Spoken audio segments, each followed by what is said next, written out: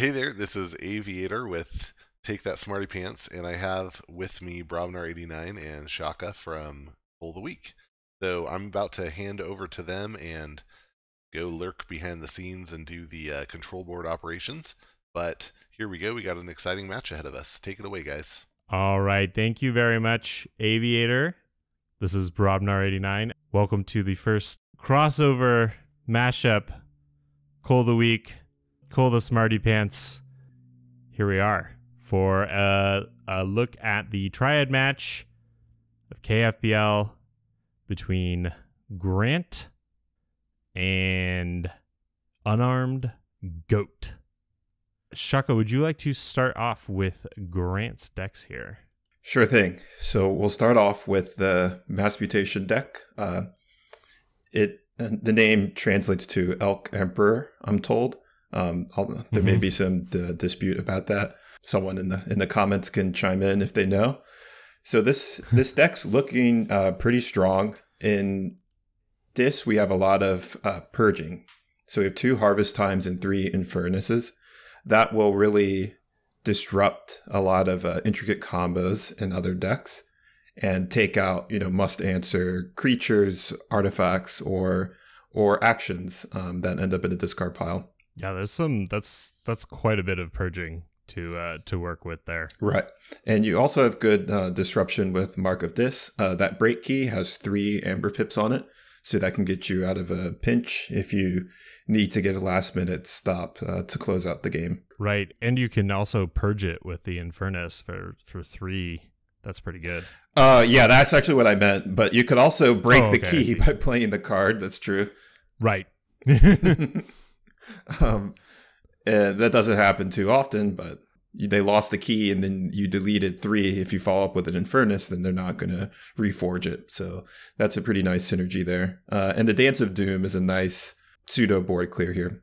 Over in Saurian, we have 9 creatures. So I think setting up shop in Saurian will be a great state for Grant to be in. The city-state interest can help remove a lot of amber and increase the key cost using the Faust. Charybdis and Scylla are extremely formidable creatures, and they mess up your board state.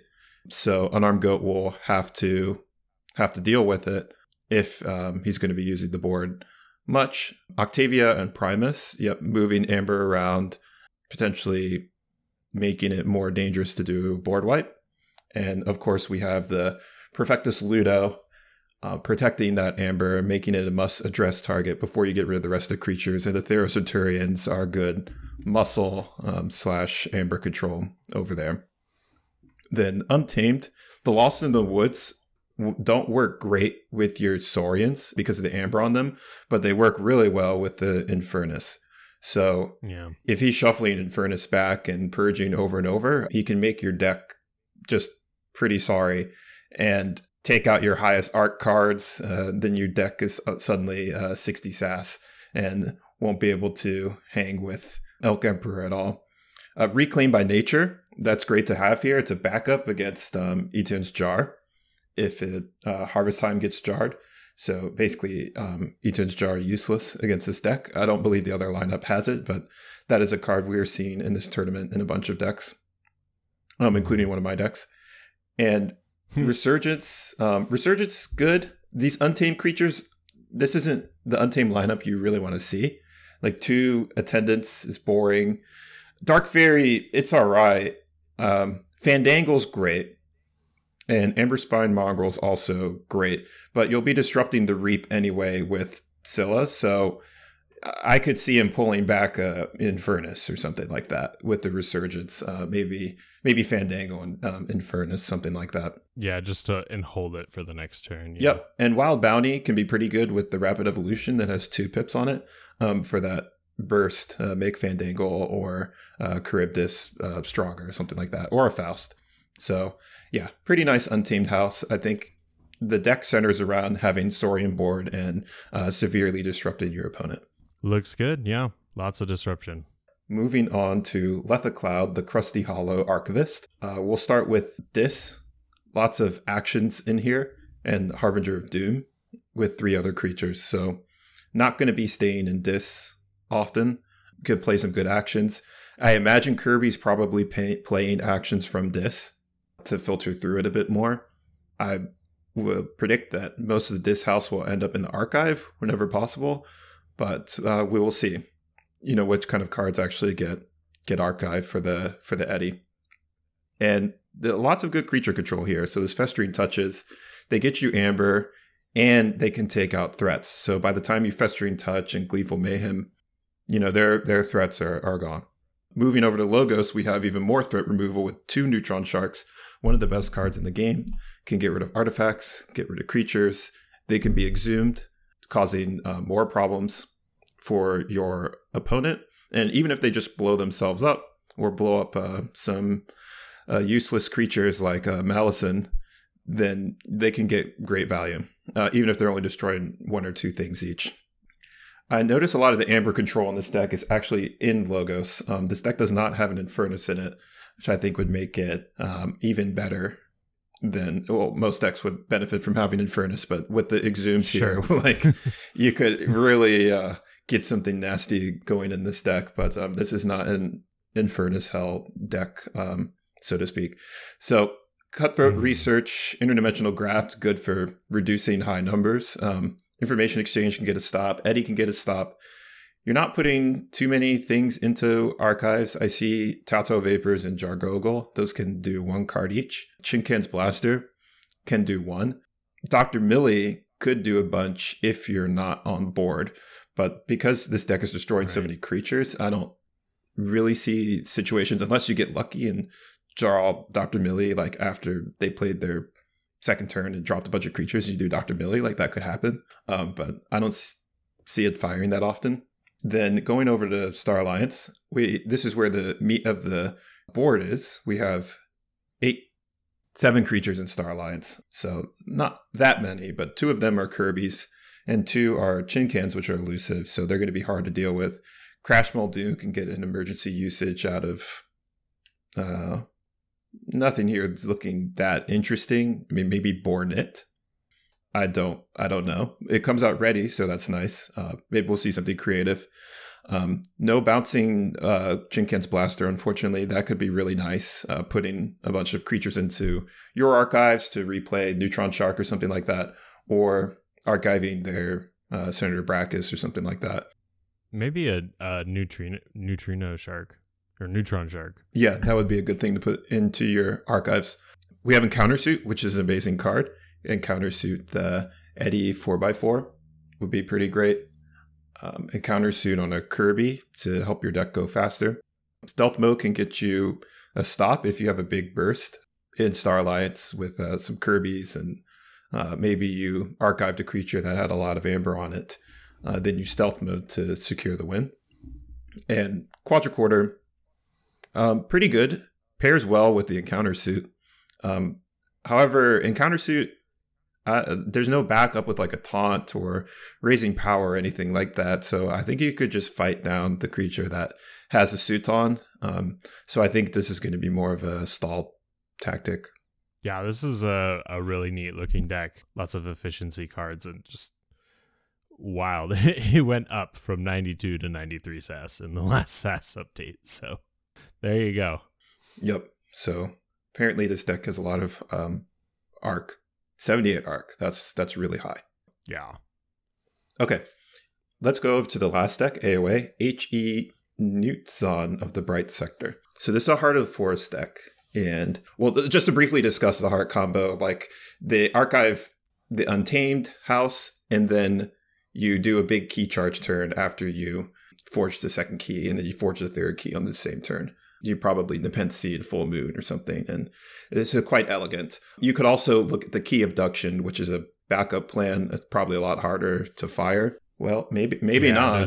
It's possible. It would definitely be a lot better if there was a generosity in this deck with the 2 Nepenthe Seeds. That could be wild. Yeah, but if you archive 16 cards and then Key Abduction is one of them, you just take your archive and play Key Abduction and win. So sure. Yeah. So this does have a a way to get around the E-Chance jar problem, because it's like, oh, you can jar the key charge or the key abduction. There's definitely not going to play either of them until he's ready to do the combo, so you won't be able to Infernus it. So that makes things a little bit tricky. But yeah, if you have the artifact removal, then, well, he's not going to have anything to say about that. So what else do we have going on in this deck? If 2.8 Amber control, that's not good.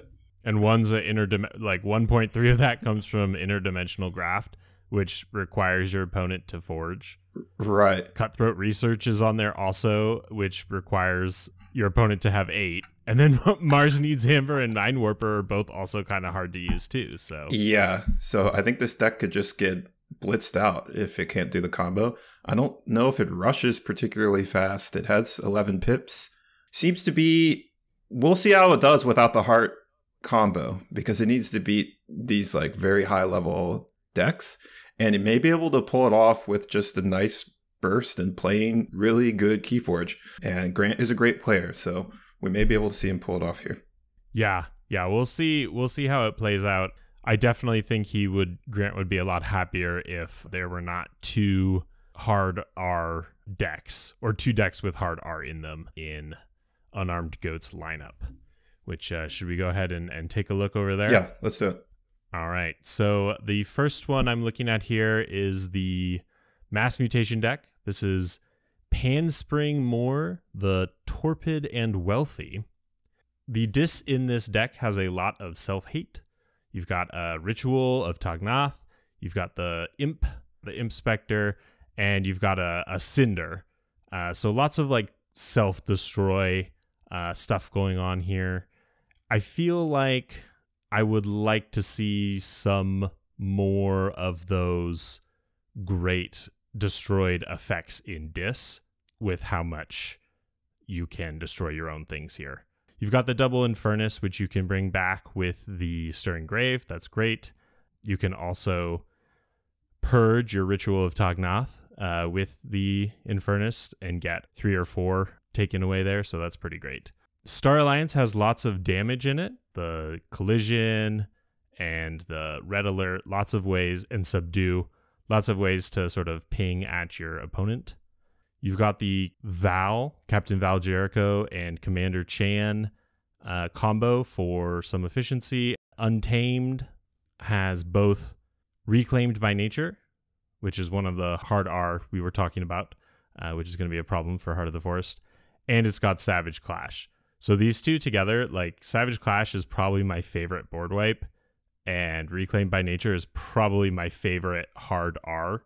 So it's great when you see those together in a deck that's like, okay, I'm going to be able to take care of not almost any, but a lot of situations that are going to be thrown your way in Keyforge. Like a Savage Clash and a Reclaimed by Nature can really handle a lot. This has also got a Fangtooth Cavern in it, so definitely lots of ways to take care of the board, lots of removal. This seems like a very balanced deck. There's not a lot that it's kind of missing. You know, it's got decent gen, decent control, decent board control, but quite good board control. I don't know if there's like a plan to this deck that I'm kind of missing, if there's some trick to it, or if the idea is just kind of you play the cards and reap, and it generally can handle most situations pretty well. Yeah, I think what jumps out to me about this deck is it has 20 pips and 19 creatures. So even though the expected Amber score is only 22, I have a feeling this deck is going to feel a lot faster than that. It's probably going to feel more like a 28 or a 30. That's a good point. Yeah. Lots of reaping and lots of pips, so you've got answers in either situation. Let's go ahead and move on to Orioke City Firefighter. This is Worlds Collide. This is got an Infernus and 3 Exhumes. So in this triad matchup here, we have, I think that's a total of 6 Infernus so far. Lots of Infernus going on here. So you could see this Infernus played many, many times. You've got the Poltergeist, so this is the other deck with hard R in it. So you could definitely see the Infernus being replayed again and again. This has also got Edai, so you could see that coming back again and again. This Edai, it could be pretty big because there's 2 memory chips, 2 Tau Tau Vapors, a pretty decent number of ways to keep it safe. There's Melina, there's the Taunter over here, the Operations Officer Yishi, and Cloaking Dongle. So they're all in Star Alliance, but if you can get Edai behind the Taunting or next to Melina, it'll be fairly safe there and hard to get rid of. Dysenia is interesting, especially in the age of autoencoder. I don't know if it's going to come up in this matchup. I don't think there's a ton of archiving. I guess the Heart deck did. Yeah, Dysenia is an enormous problem for the Heart deck. For the Heart deck, yeah, which is already going to have a problem. So maybe this is the one that gets the ban here. Mm-hmm. You have a potentially viable data forge in this deck, which would be pretty interesting to see because there's so much archiving. Looking over at Star Alliance, you've got the Red Alert. There's 18 creatures, so it might matter. Stealth mode's always great to see. 2 Helmsman Spears is pretty awesome. I really like Helmsman Spears. If you can get that to fire twice in a turn, you could just be really, really efficient, dump a bunch of cards that you don't want to use, and get through a lot of your deck. Chan has some great targets to use in your turn. The Bibliophiles could be great. The last one here is called the Lord of Underwater. This is a crazy looking deck. It's Coda, lots of Coda value here. 3 Control the Weaks stood out to me immediately. You've got Cave that can bring them back. The Screaming Cave can bring the Control Weaks back. You've got a Seed. Nepenthe Seed can also bring Control the Weak back. Lots of other control out of Dis as well. You've got the Life Ward. You've got the Mind Barb. And you've got the Lash of Broken Dreams. So a really, really strong Dis House. Lash can combo with Interdimensional Graft to get a pretty big steal. Make your opponent unable to forge when they have 7. Hope that they go up more on their next turn and then steal it all with the Interdimensional Graft. Lots of efficiency in Logos. You've got 2 Mothers, 2 Docks, 2 Experimental Therapy, and 2 Phase Shift. So it's just, and lab work. So it's just really, really, really goes very quickly. And out of Untamed here, some more control to kind of go along with your Dis House. The 2 Nocturnal Maneuvers. You could shut down your opponent's board entirely if you pop the Life Ward and use Nocturnal Maneuvers. Shut down their board with Nocturnal Maneuvers and then stop them from playing out of their hand with Life Ward. Just could completely ruin their possible turns. Having a key cheat in here would be great. If you had a Chota in here, that would be excellent because you've got the Nature's Call, you've got the Full Moon, and you've got a number of creatures you can play. Playing back the Dust Pixie again would be great, but there's no way to close it out. There's no key cheat, so that is a bit disappointing. But, in general, the Amber control in this deck is low. The creature control is low. I think your Amber control and your creature control come from your, 3 Control the Weeks that you can keep recurring and replaying.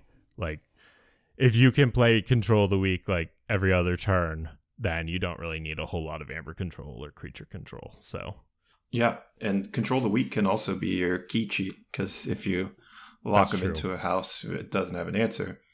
I think if this deck gets set up first, it's in a very strong position to control the game. Mm-hmm. Yeah, definitely. If you can get that Screaming Cave out fast, that probably helps. And if it has some board presence, that's going to be pretty powerful and difficult to deal with. So, what do you think? What do you think the players are banning here? Before I looked at Grant's deck, I was thinking this would get it for sure. And maybe that's just because when I see 3 Control of the Weak, it's almost always going to be an auto ban for me. Mm-hmm.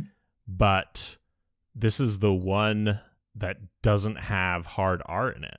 And you have to expect that Grant's going to need to ban at least one of the ones with hard R. I'm thinking that's his plan, because Unarmed Goat is not going to ban the Heart of the Forest deck.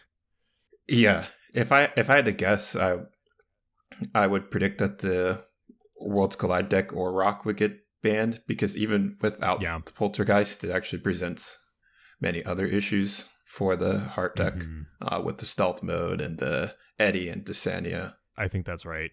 Yeah, too many problems in the Firefighter deck here. Right. And but I don't know. Pan Spring could also be a good choice because it just drops 20 pips on you. And with the Cutthroat Research and Mars Needs Amber are not going to cut it. Yeah.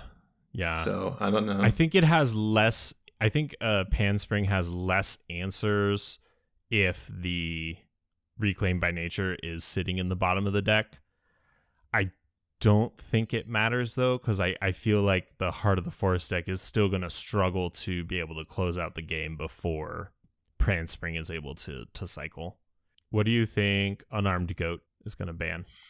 I mean, probably the Elk Emperor. You think the Elk Emperor? Like the Purge is just pretty disruptive. Like the memory chips going away or losing the Infernuses in Pan Spring, losing pips. I mean, those three Infernus, they're going to be a problem when you have 20 pips. Yeah, that's definitely true. You can do a lot of damage there, and they can come back. Not a enormous amount of recursion there, but they can. Well, if you get them with Lost in the Woods, they'll keep coming back. But right, and also 2 of Unarmed Goat's decks are lacking much in the way of creature control, which will be problematic against Saurians. Yeah, that's a really big Dino board, and there's no gateway in the Lord of Underwater, so yeah, that could be a difficulty for them. All right, should we jump over the game? It looks like the game is getting set up, so let's go ahead and find our way over there. Okay, and it looks like Strong Link or Grant has banned the Firefighter as predicted, and yep, you called it correctly. The Elk King was banned by Unarmed Goat. All right, so we are into the game, and we have H.E. Newtzun, the Heart of the Forest deck, versus Pan Spring Moore. So this is just getting right down to business. This is the deck that has got to win a game. Yeah, right. That's I don't know how much difference it makes in choosing your deck order. There are some different theories about that, but I guess he's decided if he's got to win with it, he's gonna try to do it now. So we'll see what he does. Keeping his opening hand. Oh no, they both mold. Never mind. And yeah, there could be an argument that like, okay, they're not warmed up yet, and so if Unarmed Goat doesn't play precisely enough, then perhaps Grant could pull the combo off. Right. Stellar opener from Unarmed Goat here. Ritual of Tognoth. Paying nothing for it. Just getting those 3 pips. That's pretty neat. Yep, that's a pretty good first turn play. Grant just setting up a little bit of efficiency with the library. And Unarmed Goat getting his own efficiency here. Lay of the Land.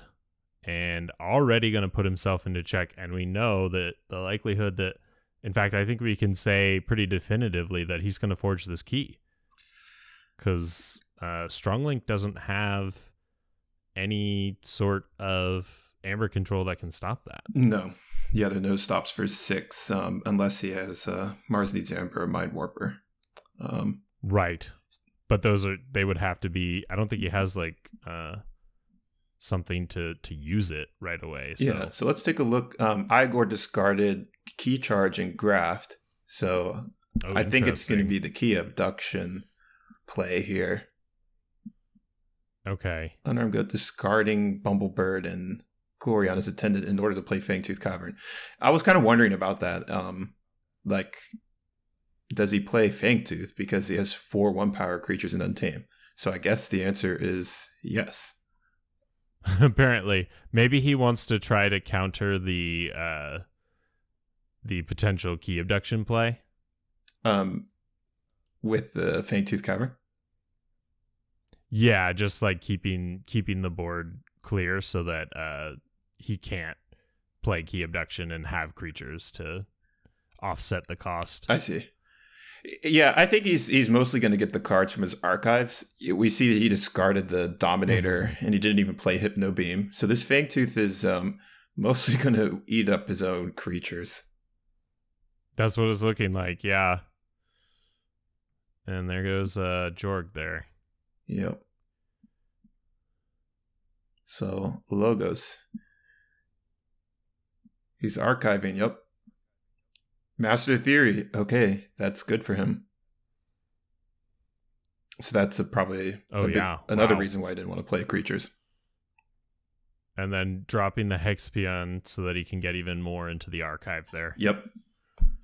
So the magic number in the archives is 9, because when he pulls it and plays Key Abduction, he'll forge for free.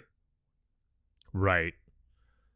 But he still needs to get the heart out, and, you know, Unarmed Goat has no reason to play his artifact control until he sees heart. Like, he's happy to chain himself with that Reclaim by Nature for however long it takes. Yep.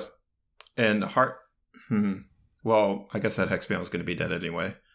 But yeah, with heart, he may want to purge the Pentseed, because he could keep Key Abduction and then Seed and then Key Abduction.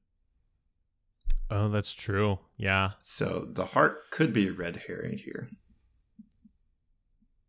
Yeah, but I mean, Unarmed Goat's already about to forge his second key. Mm-hmm. If even if Grant plays heart right now, if Goat is holding Reclaim by Nature and has a little bit more burst, yes, Grant is able to steal here, getting the Cutthroat research for value. Mm-hmm. Yeah, Unarmed Goat's got to be careful. If Grant forges 1 key, then it was only going to take 1 seed to win the game. Right. And now he's going to start playing these. Okay, Infernus, that's good. Yeah, get those pips. What's he gonna? Yeah, we we want him as low amber as possible. Like, forging the first key is pretty dangerous. Mm-hmm. Probably Mars needs amber. Maybe Master the Theory too. Oh, if he cycles back into Master the Theory. Key abduction. Oh no, he purged his own. He purged his own to get rid of all of Grant's amber. Oh, yeah. Man. Wow. And I think Grant's going to have to drop heart by next turn at the latest, or just lose. Yeah. Yeah. If he doesn't have it now, or and I mean, he kind of needs it now, right? Yep. I guess he has one more turn. The setup's still incomplete. He only has 7 cards in archives, and neither seed has been played. And he doesn't have any amber anymore. The clock is ticking. Yeah. It's interesting. I really want to see this deck in a more favorable matchup, because I definitely think, Grant is a very strong player. Like, I know that he very intentionally brought this deck, and I want to see it do its thing a little bit better. But this is just not looking great for him, which is, that's how Keyforge goes. Sometimes you get a bad matchup or a bad draw, and it does not go your way. Yep. So now he's at 14 archives plus hand. So I imagine if Unarmed Goat threatens this upcoming turn, we will see heart and the 2 seeds come down. Yeah, or we'll see a concession. Yeah. I mean, maybe he didn't draw hard. He still has 9 cards in deck. There's still 9 cards left, so yeah. And he needs to play both seeds. Right. And somehow get another card into the archives in Untamed. Or Mars. I mean, I don't even know if you can do that. It's a tall order.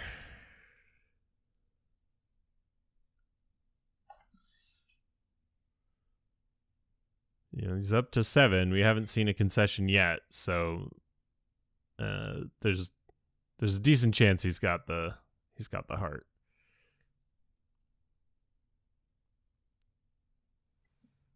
Right.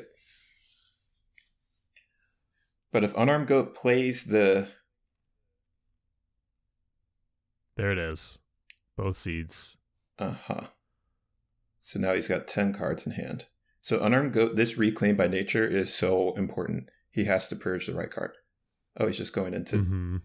How did he play that in Dis? Oh, the Val Jericho. Ouch. Oh, wow. Okay. Wow. So that may have been a goof. Because if Grant is able to key abduct, then he's seeded twice and forged 3 keys. But based on his hand count right now, it seems to be too low. Right. Because he can't afford it. He has no amber. Yeah, he would need additional cards still. And we can go over to discard, see what does he have in there. Yeah. Logos. Okay. Yeah, this is through. Yep. There's the concession. GG. Yeah, and it was not entirely sure thing there. Like he definitely still had a shot. So yeah, Unarmed Goat had to play very accurately, and that happened. Mm-hmm. Do you think Stronglink keeps his same deck, or is he gonna swap to another deck here? I think he should swap so he gets a win in if he can. Yeah. Just for tiebreakers. Right. The grand tournament strategy comes into play. Mm-hmm. Yeah, because in case you're not aware, the way they're doing tiebreakers, game wins matter. So going 0-2 is worse than going 1-2. Right. So we're in game 2 now. He has stuck with the heart deck. They're discussing first or second. Well, maybe that makes sense because this deck doesn't have a hard R. And so I feel like he's got a better shot at getting the win here. Yeah, he does. The remote access is bad for the seeds. I think Unarmed Goat needs to hold the remote access for dear life in this game. Oh, that's right. Yeah. He's got to hold it for the exact right moment, more to prevent the key abduct from happening than to actually use it for his own purposes. I'm thinking here.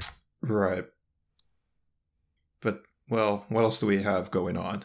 This one is going to be trickier because, okay, let's say he remote access the seeds and they're gone. The heart of the forest is still there. So he can try to do, Grant can try to do a combo on the Untamed side. And whether or not he can do it without any seeds, I don't know. It doesn't look like it to me, but it could happen. Right. Or he could have some situation where he has the whole deck in his hand and then key abduction goes into the discard and then you library babble, key abduction, library, key abduction, like some slow burn like that could happen. That would be very interesting. Yeah.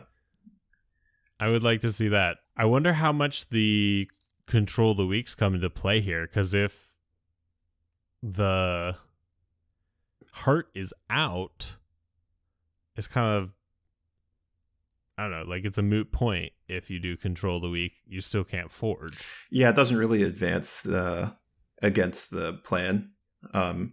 If he had redacted in heart or something, like he could make you go on the Logos and blow up the redacted.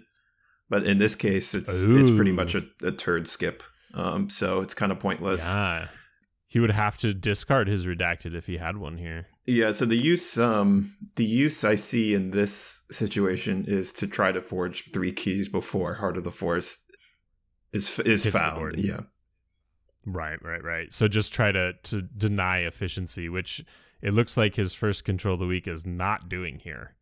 It looked like that turn from Logos out of Strong Link there, that almost might have been the turn he wanted to do anyways.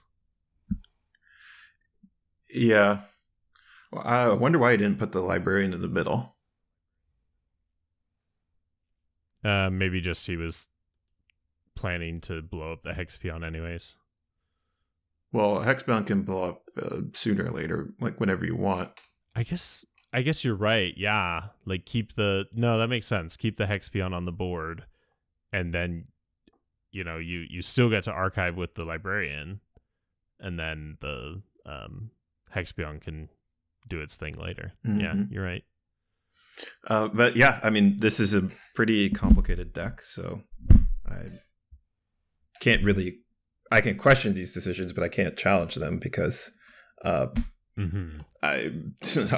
have seen this deck for the first time today. So yeah, and it kind of breaks the game. So it's playing a different game, that's for sure. That's a better way to put it. Yeah. Okay, he really doesn't want this Titan Librarian to be archiving cards. Oh, he had to discard. The Life Ward got popped. Oh, okay. Good catch. He wanted Mother dead. Yeah, because okay, that's a tell to me that he hasn't found Heart yet. He's worried about the game going too quickly. Prior Grumbling. I never understood that card. It doesn't do anything.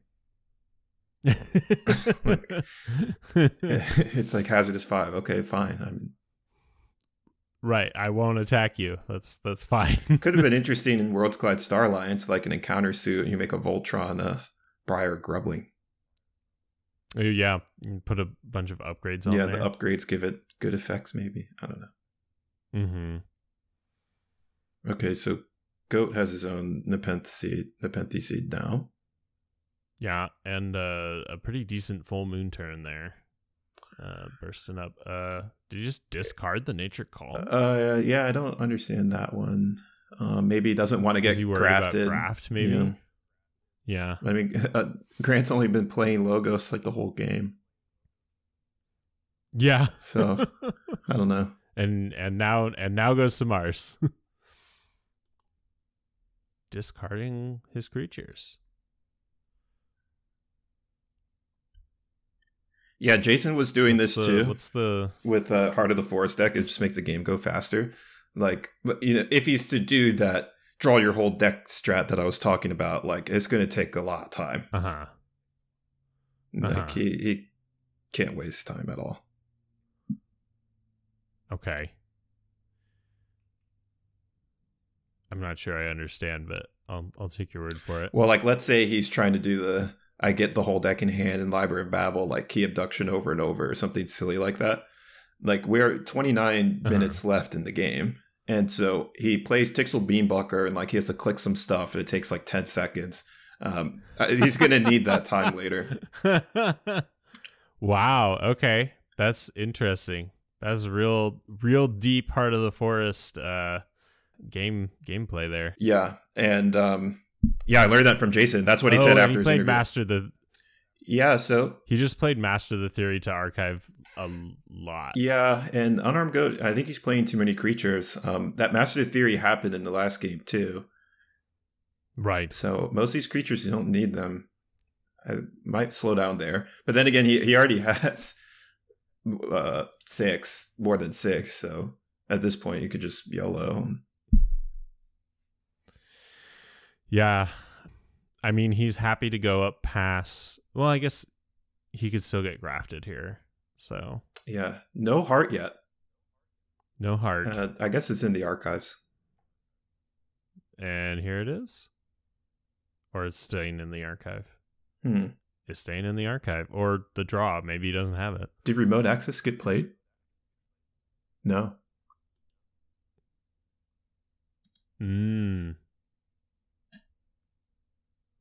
Well, that could be a problem, but he doesn't need the Nepenthe Seed in this matchup like he needed it in the last one. Yeah. He definitely wants to use it, but it's not as necessary. Oops. Controlling Well, the weak there's into the end of the Logos here, game. and Yeah. there's the concession. Well, that Control the Weak ended up mattering there. I wonder if the heart was like in the bottom 4 cards or something. It might have been. Yeah. Should we reach out to them, see if they want to chat? Yeah, let's see if they want to join us. Hello. Hey, how's it going? I'm good. How are you doing? Doing good. Good. Hello. You guys still there? Hi, Yeah. hello. Yes, we just got here. And I was just talking to my wife. No problem. Important stuff. Well, she was ordering dinner too, so.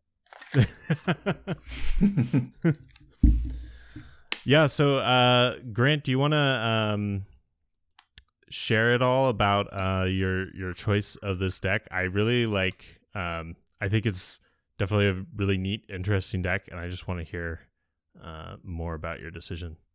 Yeah. So I guess the big question people want to know is why bring Heart of the Forest to Triad, especially when a lot of people will bring, say, Artifact Control in 2 of the decks. I think the big thing is it doesn't matter if you have Artifact Control in 2 decks, you have to have it in 3. Because you have it in 2, I ban one of them. That means one of your decks without Artifact Control has to play against Heart of the Forest. And this deck is extremely good for Heart of the Forest. Like last week, it beat Trader's Armon, which, what is it, 90 SAS, 91 SAS, something like that. But a really strong deck with a bunch of answers too. So unfortunately, in this game, it didn't roll out well. We did, I think, about 7 games in practice against Pan. And on average, Pan Spring would win on round like turn 9, turn 10. Like that's where it would get to the point where it's ready to win. And the Heart of the Forest deck can win well before that. So things went downhill from the nice little start that deck had with like Jericho in the beginning.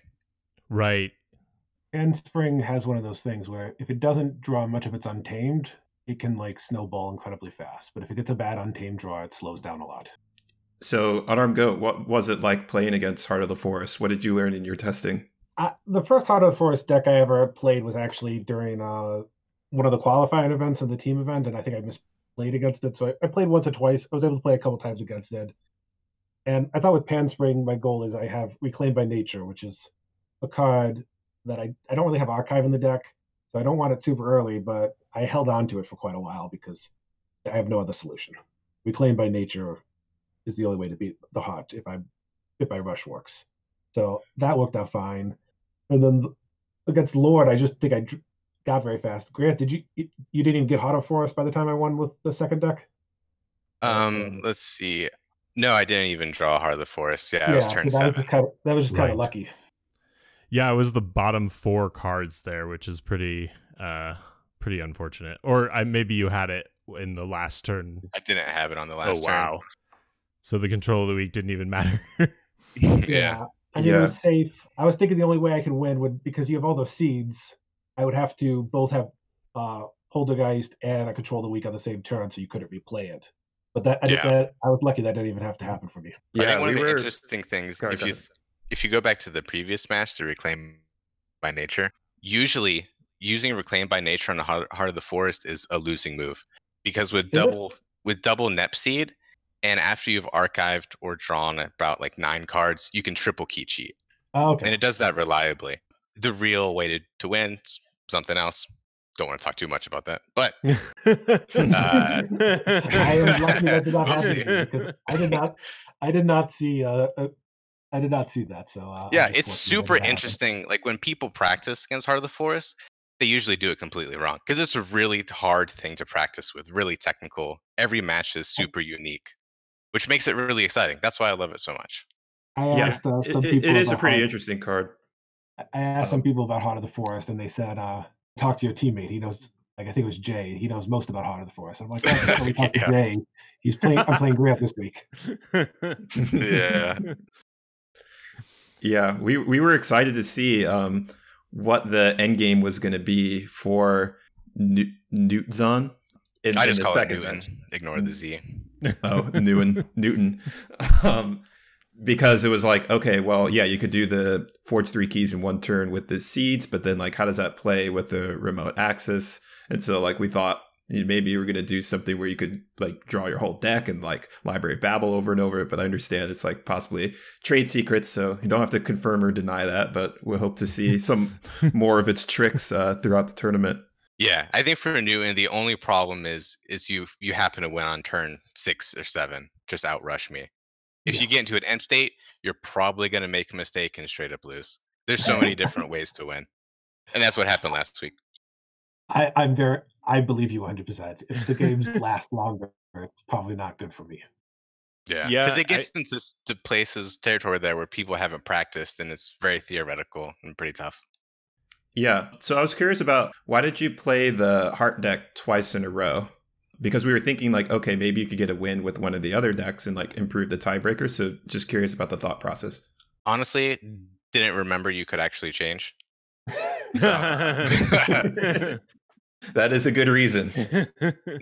So hopefully it doesn't sometimes hurt something. Yeah. Yeah, but your other decks were looking pretty spicy. Yeah.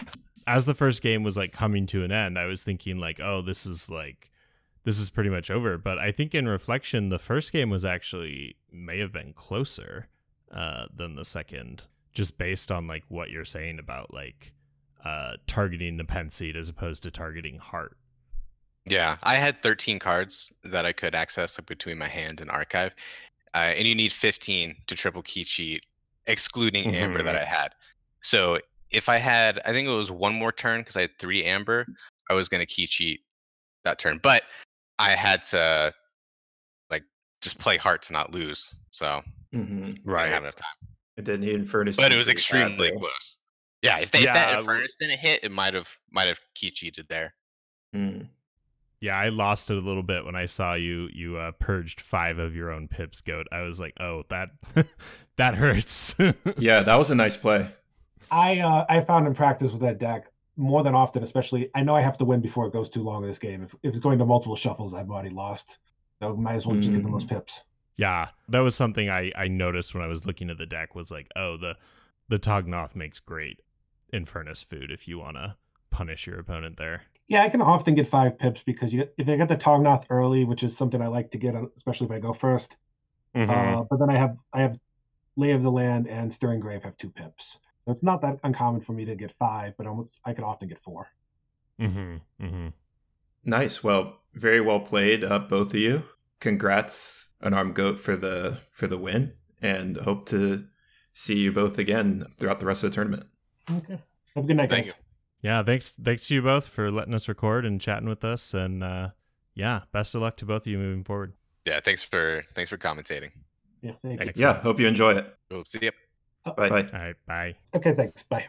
All right, well, another game in the bag, another interesting matchup. I really enjoyed not your average Keyforge game. That was definitely, I don't know, walk on the wild side maybe. Yeah, it's fun to see. These are the highest level decks that the strongest players are choosing to bring. So there was a lot to this deck. It is not just a matter of having artifact control when you're in the clear. You have to be very precise. Andrew, would you like to unmute yourself and plug yourself before we close out here? Sure. Yeah. Well, I'm looking forward to my own matchup later this week. That'll be an exciting one versus Korathan. Oh, nice. Are you gonna stream? It's gonna be the featured one, so yeah, the organizers are gonna be streaming it. Shaka, when is your matchup this week? It's tomorrow at I have to check. I think it's like 5:30 or something like that, maybe 6:30. Yeah, so lots that of is craziness. Inaccurate.